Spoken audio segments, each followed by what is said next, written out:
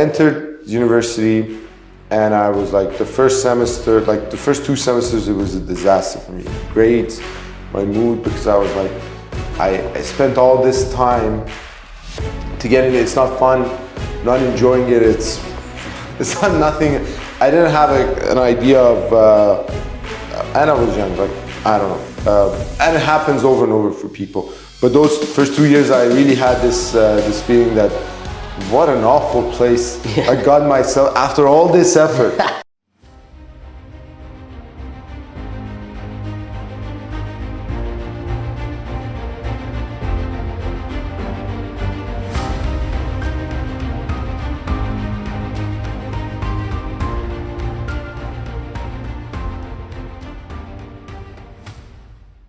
Good afternoon, everyone, and welcome to another episode of the RK Leadership Podcast, where we help develop tomorrow's leaders through sharing of knowledge, experience, and inspiring stories. I'm your host, Rob Cameronpour, and my special guest today is Dara Nafissi, who's the managing partner at Vivision Consulting. I'll let Dara introduce himself a little further, but before we do that, I'd like to take this time to thank you, Dara, for being with me today and being on the RK Leadership Podcast. I greatly appreciate it. Thanks, Rob. Thank you.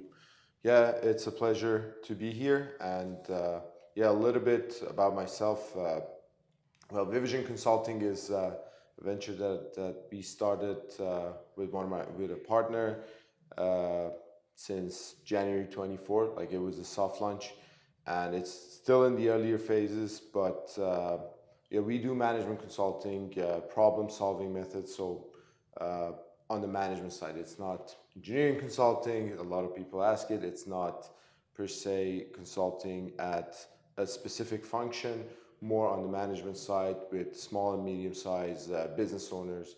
So most of the products and approaches are customized for small and medium companies and business owners. Before that, I don't know if you want me to get into a little bit of what was happening before Vivision. Yeah, absolutely. For me, my first, the first part is start off with your story. Tell us a little bit about your story, and I think you've got a great story that will resonate with a lot of our audience. So why don't you start off there, please? Sure. So yeah, going back, like, I guess, like, you can tell the stories in many different ways. Oh. Sorry, just pick it up for the questions. Sure. Stories can take different shapes and forms, like, but I guess the most interesting one for myself these days is how I got here to pull the trigger and start my own business. Right before starting Vivision until last year, I was working at Kiewit, which is a Fortune 500 company, one of the largest EPC contractors and construction companies across North America. And it was really the pinnacle of corporate life, you might call it, at least for me. But the story for me is how I got to a point to pull the trigger again on starting my own venture. Basically, I studied mechanical engineering, so by training, mechanical engineering for a bachelor's, and then I worked at a construction site as a project coordinator. It was a mini refinery, so for a couple of years, that's where you really first steps of the career. But then ups and downs, and basically, in that company, it was like I got to come back to the home to the main office of the company and set up a lab for oil products that we were purchasing. It was a batch operation, so that was really my first shot at developing a business case, presenting it to the owners, saying that, hey, we're doing all these expensive tests with third parties. Why can't we set it up ourselves? And they liked it, so I got to purchase the equipment, get training, and then became the lab manager there. So early on, I figured out that there might be something there, that I can put ideas together. Nice. But then I went back to university and studied MBA. So after like a couple of years at that company, I decided to go back because I figured out that engineering is not the ultimate place for me. I want to add some new skills, and went back to university for an MBA at the same time. And I'm originally from Iran, so in Iran we have this university entrance exam, which is my generation is really, we are the baby boomers of Iran. So like when I was like, we were at the peak. So when we wanted to go to school, we were at the peak. There were not enough capacity. When we wanted to go to university, it was a tough competition. So we had this university entrance exam that for STEM majors, there were 700,000 people every year around the years that I had to go to university, participating in the exam. And like there were a lot of universities, but of course the better ones it was a tough competition. So you really had to be in the first 500 of 700,000 to get into a good university for engineering, for example, mechanical engineering. For bachelor's, that's what I did. 2 years, it took me 2 years to to achieve that. So basically, first year I did this exam, I became 3,000 out of 700,000. But and I could go to a different major or a different university. That was a turning point in my life early on when I decided that, you know what I want, I want to stay another year. And like when I look back at 18 years old, it was an interesting decision. When I look back, it's sort of a capital for myself. Like it's an emotional capital for me, because at that time it was really difficult. All my friends went to university; they were having fun. It's a different life from when you enter university. But I was still studying for another year, and I wasn't like my grades were not good throughout school. But at that point, I decided that I want to do it. And I figured out that yeah, maybe I'm not bad at it. So it took me 2 shots, but ultimately I became 300 out of that 700,000 ish, and entered the University of Tehran for mechanical engineering. Later, when I wanted to do the MBA, same thing. Couple of months, I took time off. I studied university entrance, again a good university. Around this time, Siemens was ramping up its operation after a couple of years in Iran. So my English was good, and Iran is like, you don't have a lot of international companies in the country for several reasons. So just of and on its own, getting into an international corporation and working there was a success. It's like, for a lot of your audience, it might be odd, because here, like in North America, it's different. But there it was a big deal for everyone, for myself and everyone around me. But I got hired at Siemens as a junior project manager. Between this time, I started a very small venture. I don't get into it right.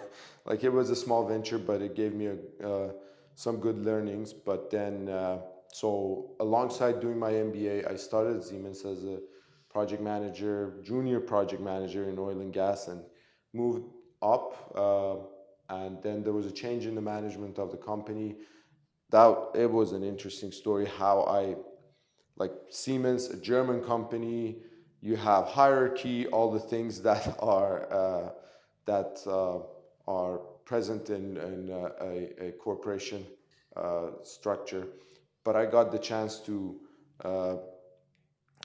jump a couple of stages up and become, like, the new CEO asked me, I was a project manager, then he asked me to join him and the CFO as part of the executive team as the head of business development and strategy for the regional company. Nice. The regional company was a 1 billion euro a year, like you might say, what, $1.3 billion a year business in the country. Like in the Siemens world, it wasn't one of the largest ones, but in the country and among, like, it was a legit business, 7 divisions, and all of a sudden a new world opened up to me. So that was my move from project management. So really from the beginning, I was in project coordinator. Like you get a chance to get involved with management and leadership, communication aspects of the technical world. But when I moved to BD and strategy role, it was all like the world changed. That's I right. had to deal with 7 divisions that I didn't know much about a lot of their businesses, and you have to deal with a lot of tough people. Like, you know how it works. I had to work with the sales managers and sales leads of all these divisions, and I was younger than all of them basically, and it had a lot of learnings at that time. So a couple of years passed, and sanctions, economic downturn, all these things. We decided with my wife, I got married, we decided to move to Canada. Early 2018, I moved permanently to Canada, and from 2016, I was coming and going. And then here I started with so I wanted to continue in business development, but it was tough because I couldn't name 20 big Canadian companies. I was new. I didn't That's right. Business development requires a certain amount of market and context of the market, knowing the context of the market. So I started with a small company named Edgecom Energy. At the time, Edgecom Energy, like the founder was still working somewhere else, but it was starting maybe one or two new hires. The CTO was still studying his PhD at University of Waterloo, and I joined the team. I brought this large corporation vibe. Let's get things done and everything. And for a couple of years, like almost 4 years, we experienced a very rapid growth, new business lines, expansion of the team, expansion like in all areas. Financially, we experienced exponential growth. So it was a great experience. Edgecom Energy is still continuing to be one of the prominent Canadian startups. Actually, a couple of weeks ago, they won ABB's award for one of their categories in France. They went and they won the award from ABB to collaborate on AI products for energy management and stuff. So that was a great experience. But then I went back to corporate world with Kiewit, and then at one point I decided that, you know what, I think, because my life was like 5 a.m., 5:30 a.m. every day, and if it wasn't hospitality, wine and dine, or travel involved, usually 8, 9 p.m. back home. And I understand that people are different, but for me it was like, okay, if I'm putting this much effort with all the ideas that I have in my mind, maybe it's better to do it for myself. That's right. So I found a setup that worked for me, for both me and the company, and I basically stepped out of corporate world, started this new venture. So I tried to compress it into a one line of story, but of course, in everyone's story, there are a lot of ups and downs and That's right. nuances. We'll definitely get into those, Dara, Sure. and I want to dissect your story a bit, and we'll get into parts of it. The first part is, I want you to tell us about your experience and how was it growing up in Iran with the immense of that competition between young people in the universities. How was it growing up in that kind of environment? And having the parents' pressure as well. I'm sure you know about it. Yeah. You're either going to engineering school or becoming a doctor. How did that impact you in your life as a young person wanting to get into university? Very good question. So yeah, the competition was tough all along. As I said, it was a time that, like, between the years that I was born, like 20 years before that, the population of the country was 20 million. By the time that I was going to high school, it was 70 million. So you can imagine that, like in 35 years, in a span of 35 years, like the whole population tripled, more than tripled. So give or take, like my numbers might be, but just to get an idea of, all of those people were young. That's right. So for several years, resources were scarce. Now it's damping down. It's a very, like, demographics are an interesting topic. Like, for example, in North America, we are experiencing the very end tail of baby boomers exiting. That's right. I'm at the peak of the baby boomer generation. It comes into its own benefits and struggles. But I wasn't really good at school. So my grades were like, at high school, we had GPA out of 20, and I was around 15, which is not really good. And yeah, you have this pressure from family. Why aren't these good? But you know, there are people. What is important are those people along the way, in my opinion, that give you that perspective or energy or in all different forms, like inspiration. That's right. To make a change. So for me, the idea came in the form of like I have an uncle. He talked to me like he spent the time, like, you know, and these people are the ones that spend the time. Sometimes it's a teacher, sometimes it's a mentor, sometimes it's a manager, family, like earlier in life, probably someone in the family. Yes. So, and he gave me the perspective that, hey, if you go to a good university, it's a different life. Like, you know, life can take all these, like, there are different possibilities for the future. Yes. And we have a role. I wouldn't say we have zero role. I wouldn't say we have 100% control over it, but we have a role in navigating which of these future possibilities is going to materialize. And the perspective of, okay, if you go down this path, if you take this path, there are better opportunities, there are better possibilities on that side. So that perspective gave me the energy to say, you know what, I want to make a change. Like, and really for me, it was like, you know, at the end of the day, yeah, it's 700,000 people, but someone becomes one, someone becomes five. They're not from Mars. That's right. they're regular people. Yes. I was good at math. I had some confidence, but it wasn't you know, when you decide, you always start. I'm realizing over and over in my life, you decide to do something, you always start with high energy, but along the way, things happen that they really want to like you get crushed. Yes. Like when I did it after like 12, 14 hours of studying for someone who was not used to it the first year, and I didn't get the result that I wanted. It was still good. Everyone congratulated me. My family was super happy. I was better at everyone in my school, I guess. But still I wasn't happy. And then, so that for me, it wasn't a lot of pressure. Like even if I did something more normal, it would have been acceptable by everyone around me just because of the precedent I had. That's right. But I decided that, you know what, to get what you want in life, or at least take the shot at getting what you wanted in life, or what kind of person you will become.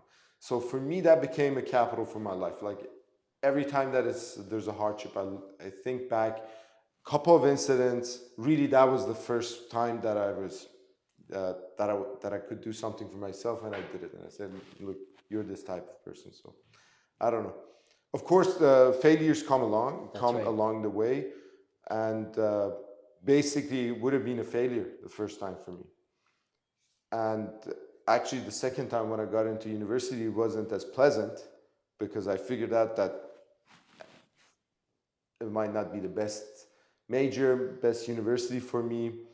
So, you know, it's ups and downs in life. It's not like you hit one milestone and it's going to be great and rosy forever. That's right. So I want you to take us back to, and you talked about this, not having the great grades when you were in high school or coming up to university. And now shifting that to university, wanting to get into university, and now you become, you know, 300 out of 700,000 people. That has to do with mindset. You know, I get the mentorship, the family, everything like that. How did you decide, or what did you do to change your mindset at that stage of your life? Yeah, I'm thinking, what did I do? I know what the mindset was. The mindset was really like, it is possible. Like someone is becoming 100, 200, 300, 500. Like they're all people. This is not empty space. There are people. They're made of flesh and bone, just like me. So what are they doing? Yes. What is it that they're doing? Are they like how? And you know, like later I learned a lot, but at the time I said like basically what you might call like I wouldn't say fake it till you make it, but sometimes it works, sometimes it doesn't. We can talk about it, but basically I said like, look, there are people who are doing it. You can follow. You can have a plan to do the same thing, and at least you will know what's the difference. Is it something that you don't have it in you? That's right. Or no, it's there. It's just a way of doing that you're not doing it right. So that was it.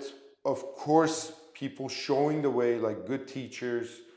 Uh, I had a mentor. One of our teachers was a good mentor, and I'll be honest. Like I spent a lot of money getting at the time, and it wasn't easy for our family. My father had a stroke that same year, and it was tough. Like basically, he went flat. Like after 3 shocks, he came back, and because of that, a lot of stuff happened in the family. Financially, a big financial impact too, and those expenses for my teachers. So I got all of like I was determined to do it. I was saying like I will do it, and families are like, if you want to do something good, at least in Iran it's like that. If you want to study, yeah, we will support you. That's right. So it was, and just knowing that this is the path, that mentor that I had, he showed me that, hey, if you want to do it, it's like you need to get all the support, and I got, and for both years. So even the second year, the same mentor, he basically he was an advisor to students like me, and we went to him with my family, and he said, you can go to a good university. Just what do you want to do? And I said, you know what, I want what I want. And he started talking to my family, and he said, if he wants to stay for another year, you have to spend the same amount of money. It was an interesting story. My mom was a little bit, she was like, it's good enough, just move forward. Yeah. My dad was like, if he wants to do something, we will support him.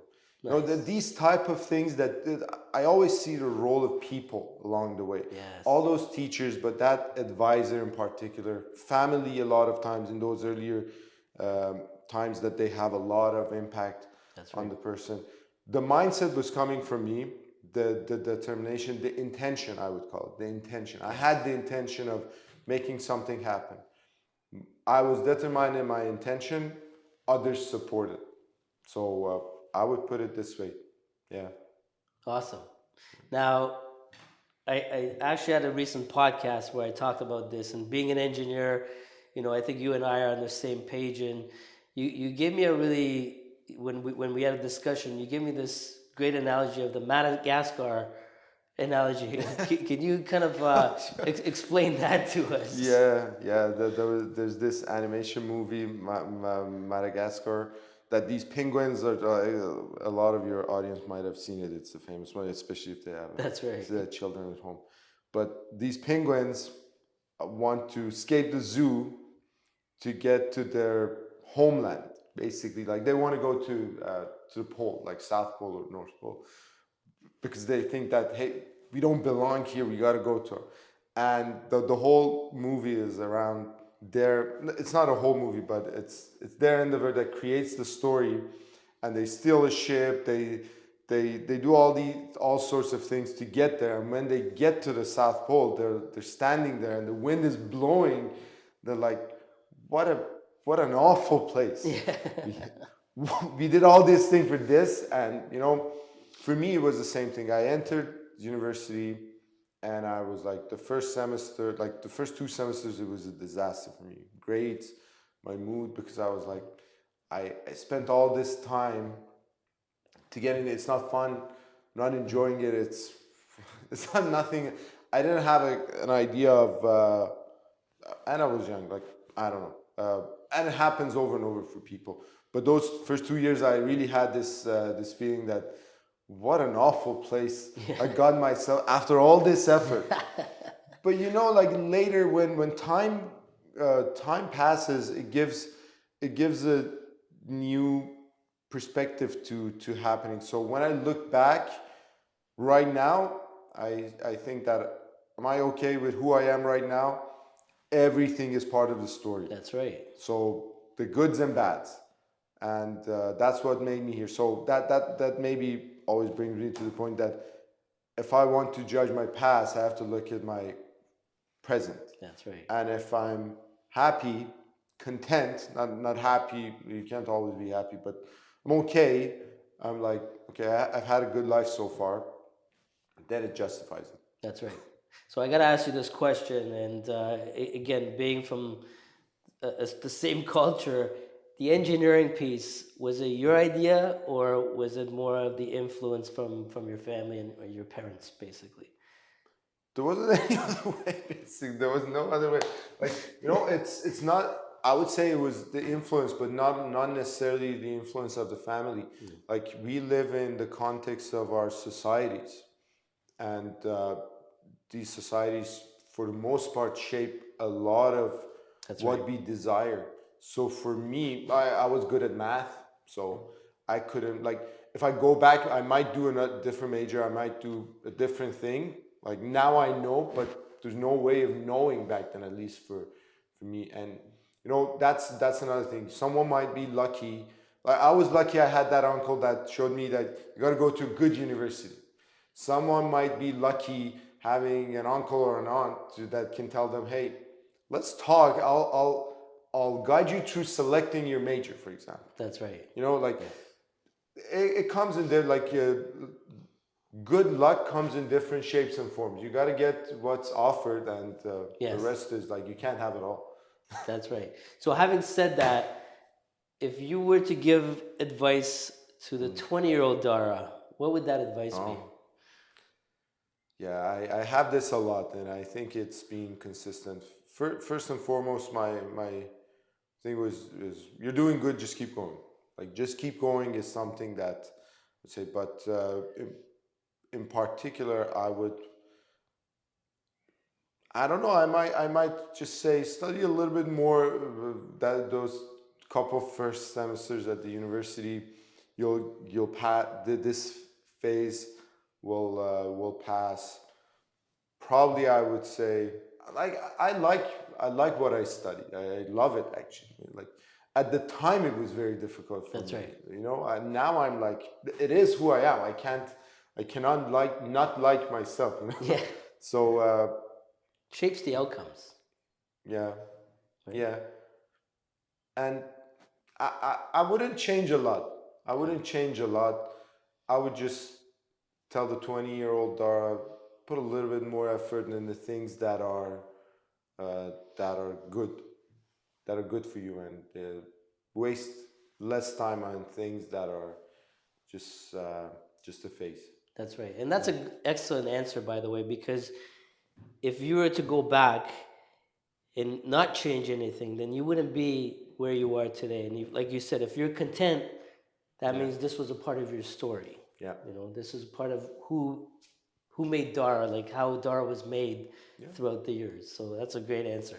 Now, I want to take you back to the Siemens era. And you said you went from junior PM to PM to executive in a short period of time. I want you to tell the audience and the younger people listening out there, how did you do that, and what did you need to do to get there? Yeah. It happened. First of all, I was living my life, but at the time I was studying MBA, and for me it was like, wow, I love these stuff. What was those engineering stuff? Those are not fun. Yeah. But when I was going to, like, I was learning about strategy, change management, organizational behavior, and I was working in the environment at the same time. I had teams of engineers coming from different, like Siemens Global Pool, and I was seeing that, wow. I did my PMP, like project management professional. Nice. I gave the test, I got it then. So I was like, wow, if someone doesn't know these things, it's going to be very difficult, and it's not, and it all makes sense. Yeah. So that period was the time that I was reading a lot, I was learning a lot, and as part of what is in the management sphere, in an MBA sphere, leadership, I got engaged with learning more about leadership. And one thing that happened, I was studying at university, and it was a turning point in my life. One of my, like, Unilever is another one of handful of companies that international companies active in Iran, and they set up a marketing competition among MBA students across the country. Teams of three had to go, and it was called Idea Trophy, and the teams of three had to go in and put a proposal for, it was a structure they were asking for. If you, like, the question was actually, if, like, Unilever had I don't know, more than 200 brands, I guess, and there were 20, 30 of them active in Iran. And they were, the question of the competition was, if you want to bring a new brand of Unilever to Iran, which one should it be? And then how? And then, like, each stage of the competition was around this to develop. And at the final stage, we have to present our proposal to the board of regional country, which was Turkey and Iran. And they, like, there wasn't a promise, but the idea was that, yeah, if it's good enough, we will implement it, or you will get a shot at implementing it. Long story short, one of my friends came to me. We formed a team of three, and it was a very good setting. It was like, I learned a lot through this process because it was a serious project. Yes. For the first time on the marketing side of things, marketing strategy, and, like, really getting into the details. Like, we were going to stores, getting data, and we became the first team. And in that, it was the first time in my life I became first in something. Nice. Like, it was amazing, because I figured out that, yeah, you become second, you become third, it's all good. Like, there were 80 teams. Even being there, you were learning, but coming first, that was the first time. Wow, this is different. There was a person that was running the show for Unilever there, which became my mentor later. We, like, we became friends. Went to his office, and I explained to him that, you know, I had a small experience with running my own venture, which was the thing that I told you, between my first employment and getting into MBA. I started a very small business. It was an organic fertilizer farm, basically, for about a year and a half. And I stopped doing that. Like, basically, I sold it at no profit. So it paid my own expenses for that year and a half, and then I paid back the loan that I got, and I was done. The reason was that I thought somewhere along the way in that venture, I thought to myself that, hey, you can stay in this business. That's right. And change this industry. Even, like, you can. I know I can, but do I want to? Because it's not going to be easy. Like, I have to, like, whatever you want to do, you have to spend a lot of time and energy, basically your life. That's right. On it. And is this the place that I want to have an impact? Yeah, I can make money. I can become prominent in this industry, but is it what I want? So I brought this question to that mentor after Idea Trophy, and he said, you know, there's a concept called, he talked about leadership, and he said that there's a workshop I do, which is about authentic leadership. It's based on the models and theories of Bill George. He's a Harvard professor. And I'll do this workshop, gather a group of people from that same Idea Trophy, like 20 people. Yep. And I'll come free of charge. I'll do, and he was doing, like, corporate workshops at a time, like for good corporations in the country. But he said, free of charge, just set up everything. I'll just show up, teach you, do the workshop for you. And it was called, the workshop was called Discover Your True North. Actually the name of the book of Bill George's book. And there it really changed my life. You're asking how. It was about authentic leadership, finding your values, being true to your values. What is true north? The concept is interesting. If I tell you, like, it's like there's a magnetic north, which if you have a compass, it always shows the magnetic north of the Earth. Yes. So if you follow that, you'll never get to the North Pole. You'll miss, so it diverges from the true north. The true north concept is really about this.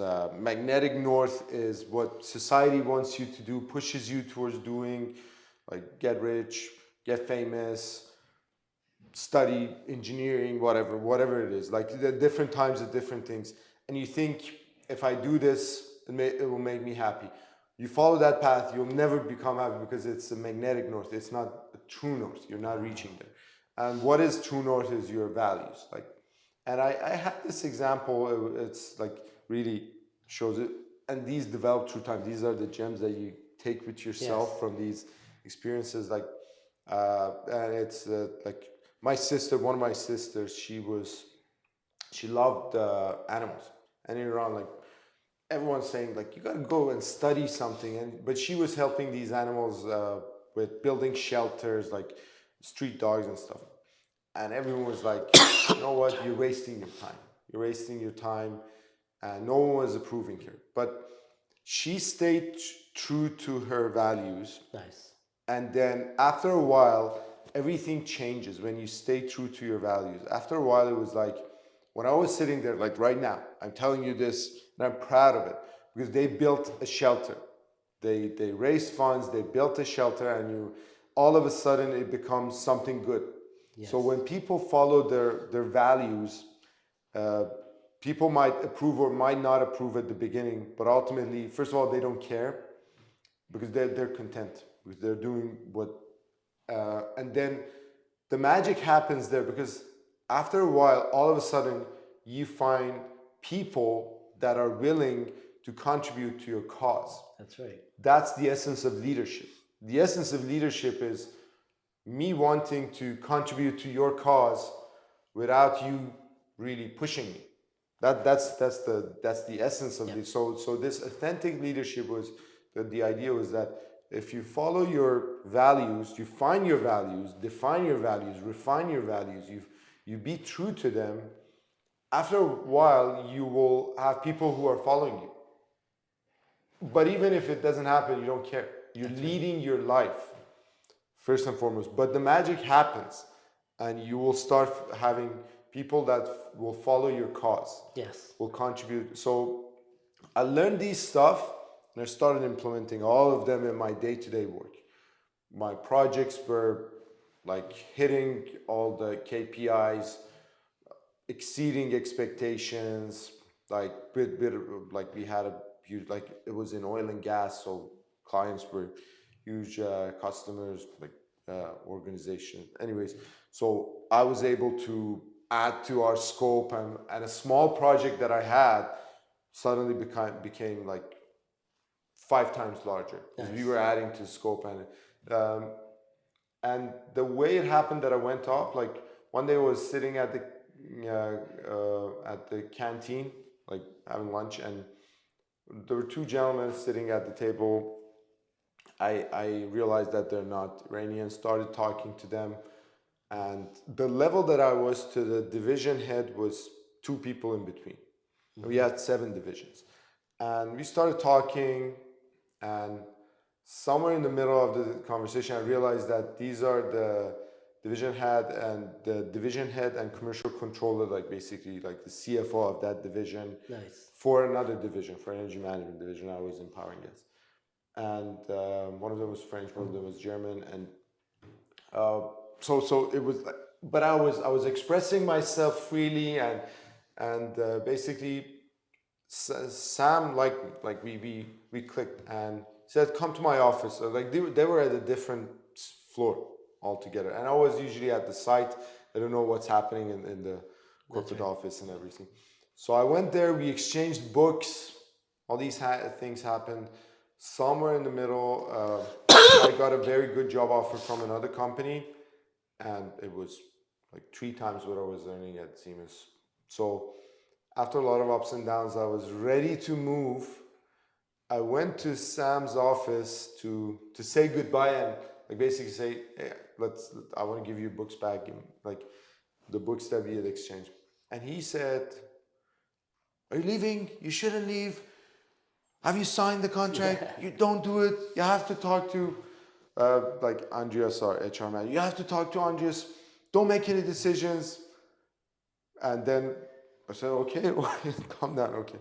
And then I came out. I said, okay, I'll talk to Andreas. Andreas called me. He was the HR director for the company, and he said, Sam has talked to me. Come to my office on Monday, and it was the end of the week. So I went to his office, and he said, there's a change coming. Nobody knows. The CEO of the company is changing.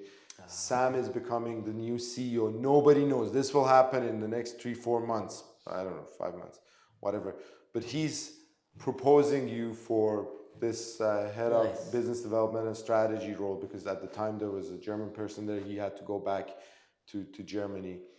And so this is really the gist of it, that basically I was learning a lot. I was expressing what I was learning to people. I was enthusiastic about it. I was sharing everything I knew, and somewhere along the way it happened. I shared what I had with someone. He liked it.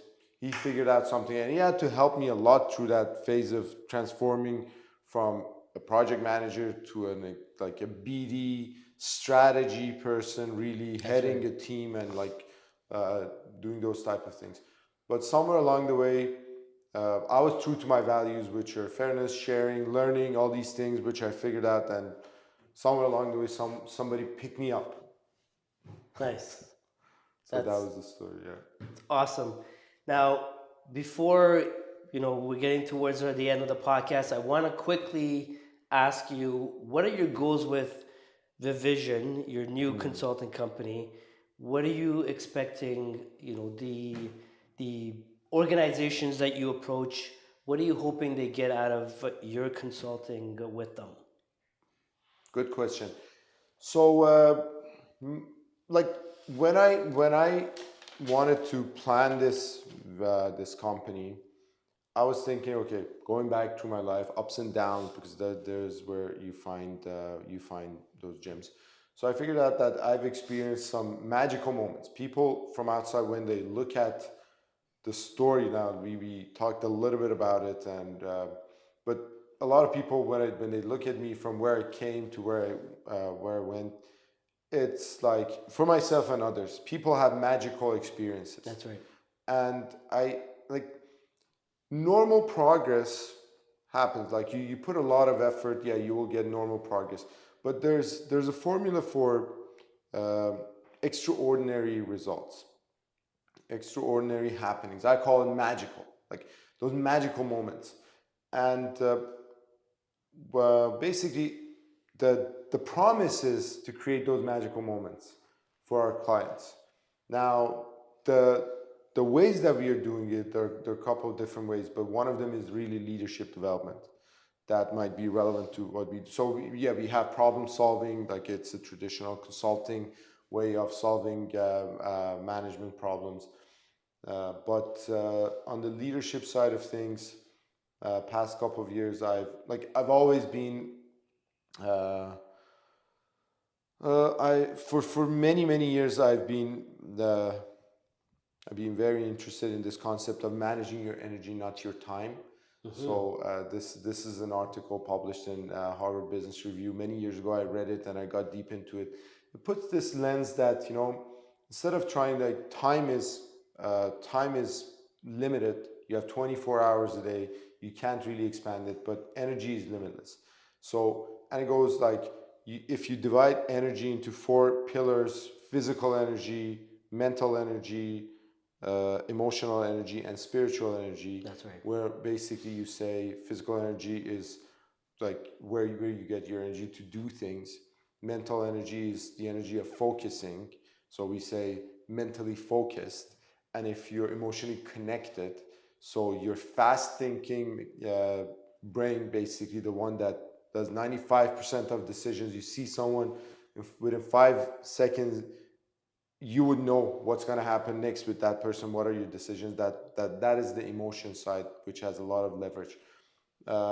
So being emotionally connected and being spiritually aligned. So having high spiritual energy means that you have a way, you think the world works in a certain way. That's right. Yeah, like someone believes in karma. If they're aligned with that, they get a lot of energy. What is my beliefs? What are my beliefs about the way that world works? If the way I live, the way I do, the way I think aligns with that, I'm spiritually aligned. So this lens is very interesting, and we've designed a workshop around this concept. Another concept, which is U theory, which is a like cutting edge change management and systems design model coming out of an MIT change management lab. It's called U theory. It's based on learning from future. So it defines learning from two. This is really interesting. I want to explain this because it's relevant to what we are facing today. There are two modes of learning. One is learning from reflecting of experience of the past, which most of us know this way of learning.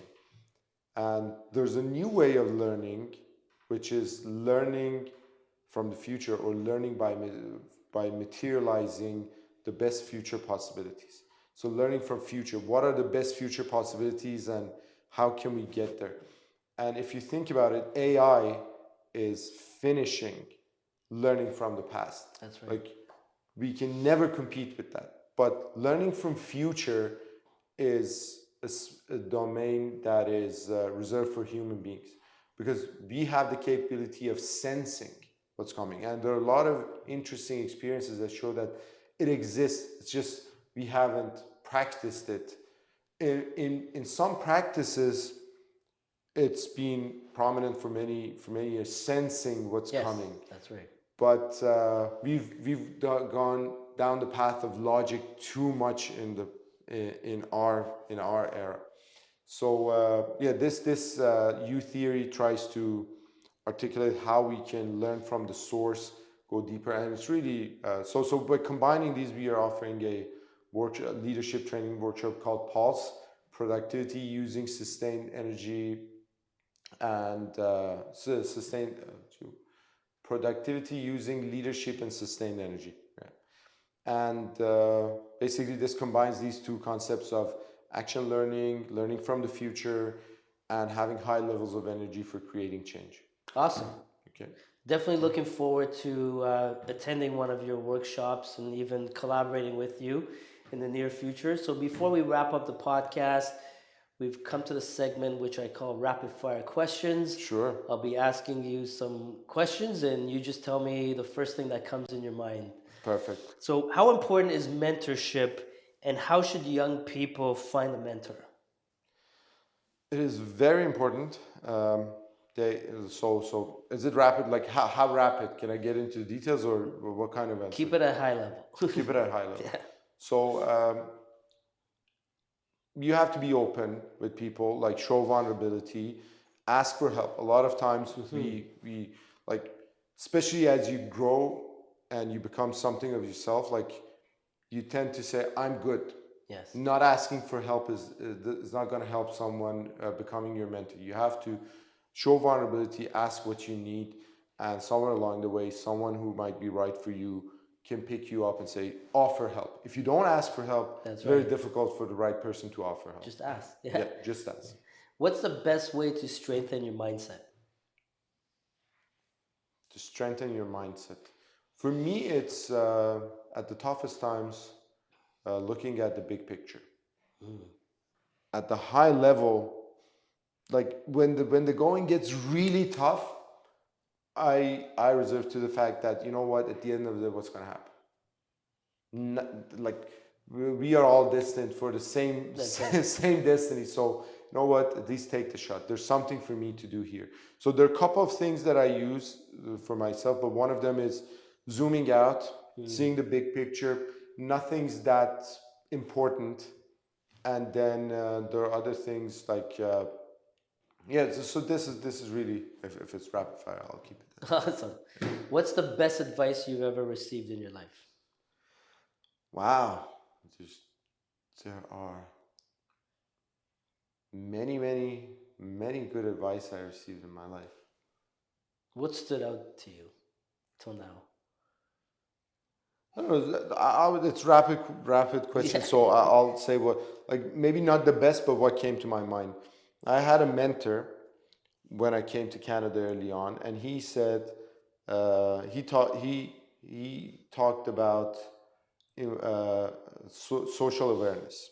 It's about when you sit in a setting, people exchange information, and this is the mode of functioning. But if you pay attention, you see that there's an exchange of emotions happening too. If you're cognizant of that exchange of emotions, now you can lead better, because it's not just about numbers. Like when you say something, when someone's like, you're sitting with 5 people, there's an exchange of information happening, but at the same time there's an exchange of emotion. If you become aware and train yourself to become aware of what emotions are being exchanged, then you can lead better. You can gradually start having an influence or impact on it. That's right. Positive impact. So people. that was a good advice. Yes. Comes to my mind. So being a BD in the past, what's the most important skill to have in sales? Yeah. Communication is a broad word. Of course, it's important everywhere. Yes. I would say, but if I want to be more specific, it's the ability not to say, knowing what not to say. We have a lot of information. You know, like the challenge is not saying all of it. The challenge is picking the right pieces that makes a sense. If you're talking about sales, that's right. I have 100 points to make. I have to choose 8. The skill of killing those 92 and coming up with those 8, that's the most important one. Interesting. In sales, in my opinion. I've never heard of that, but that's great. That's a great way to put it. And lastly, where can people find Dara? LinkedIn. My only social media is like I decided that I'm not strong enough for Instagram a couple of years ago. So LinkedIn is for me. Email Dara@vivision.com, our website vivision.ca. Rob, of course, knows me. I would be very happy to connect with people. Awesome. Well, I wanted to thank you very much again for spending time with us today on the RK Leadership Podcast. For all those listening, if you've got any questions for Dara or any comments, put them below in the comment section. I'll make sure it goes to him, or you know how to reach him directly. Again, thank you all for joining us today. I hope you enjoyed this episode, and we'll see you in the next one. Take care, everybody. Thank you. Thanks, Rob.